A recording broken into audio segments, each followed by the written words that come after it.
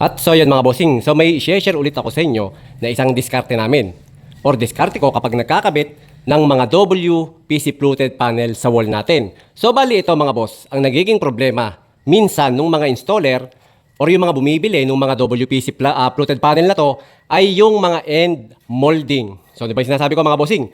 So yung pangtaklob dun sa pinakahuling piraso ng WPC fluted panel natin kasi ang itsura mga boss nung pinakahuling piraso na ikakabit natin ay ganito.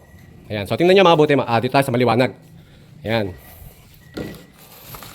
Ayan. So kita nyo mga boss ito, ganito yung itsura ng dulo ng ating mga WPC fluted panel. So pangit siya kapag yan ay naka-expose. And then ito, yung ganitong diskarte kasi namin mga bossing. Ayan.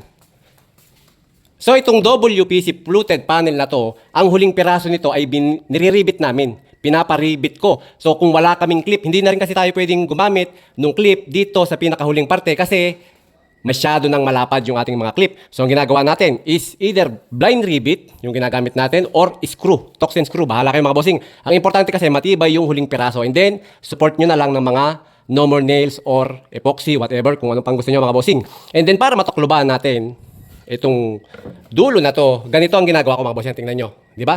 Ang gandang tingnan. Ayan. So, kita nyo, malayo sa itsura nung wala pang molding. Yan, ganyan ang itsura kapag walang molding. And then, ganito naman ang itsura kapag may molding na. So, itong molding na to mga bossing ay hindi pa halos nabibili sa ating mga store or sa mga supplier ng mga WPC. Kalimitan kasi ganito lang. Panel lang yung nabibili natin. So, ang gagawin natin, gagawa tayo ng sarili nating mga molding. Ayan. So ito ay galing din sa piraso nitong ating fluted panel. Dito ko siya kinuha mga boss, itong part na to. Ayan, ang ginagawa ko, hinahati ko lang yan sa gitna para makakuha ako ng 2 pirasong molding. Kaysa bibili kayo mga bossing, mahal. And then may nabibili naman mga molding yan, L-trim, L-corner, pero malalapad. Tatabasin nyo rin yon and then sayang na yung ibang parte. So ang gawin nyo mga bossing, yan, kumuha na lang kayo ng isang part nitong ayan, fluted panel natin. Tapos hatiin nyo sa gitna. And then, ayun na, yun yung isasalpak natin sa gilid. Naka-epoxy na lang yan mga bossing. And no more nails. Ayun mga boss.